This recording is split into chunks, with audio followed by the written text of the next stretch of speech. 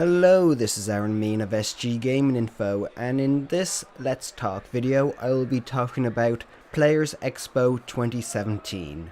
On October 28th and 29th, I had a chance to check out Dublin's latest video game convention, PlayersXpo. And despite the skepticism created by GamerCon, I loved every bit of Ireland's newest games convention.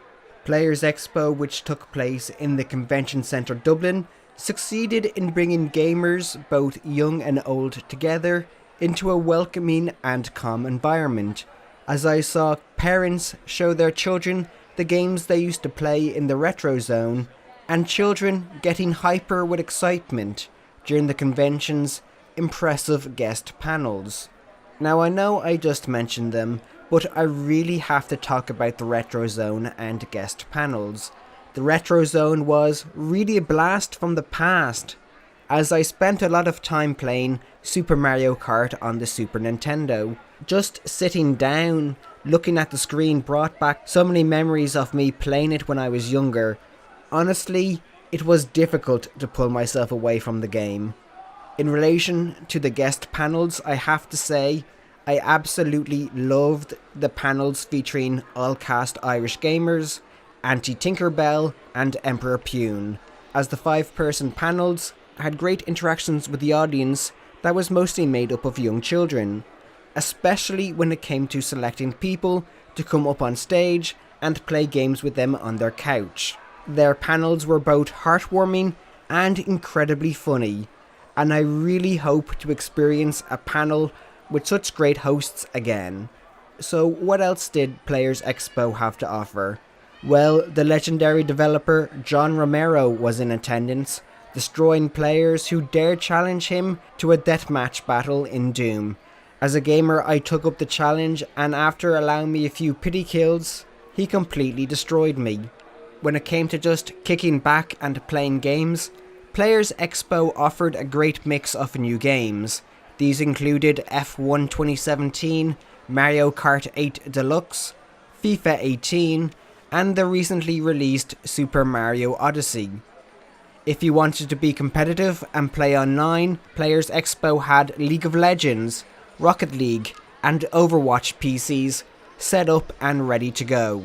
There were also developers on hand to show off their upcoming games.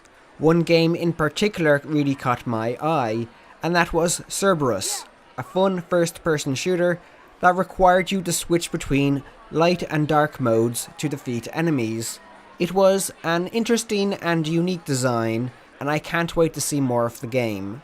After the great panels and playing copious amount of retro and modern games, there was time to sit back, relax, and listen to some video game music from legendary Irish conductor Emer Noonan and the DIT Traditional Irish Music Ensemble.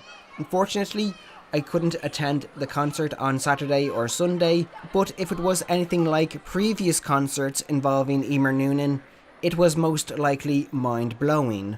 Finishing up on my thoughts on PlayersXpo, I think it's important to talk about the crowds, or lack thereof. It could have been down to the bad press GamerCon received, but there wasn't a huge number of attendees. Now, don't get me wrong, there was a good number, but the low turnout was evident when you noticed there were no large queues for games. However, to put a positive spin on the crowd size, it meant that those in attendance had greater freedom of movement, as children could run around playing, and those who wanted to play some games didn't have to wait in long queues. On a personal note, I'm not great at dealing with crowds, so the smaller number made me feel more relaxed. So in the end, PlayersXpo 2017 was a fun, family-friendly convention. It offered something for everyone, and I have to say you will be a fool to miss PlayersXpo 2018. Thank you for watching. Please like, favorite, and subscribe. For more gaming information, please visit sggaminginfo.com. And don't forget to like us on Facebook at facebook.com/sggaminginfo. And of course, follow us on Twitter at sggaminginfo.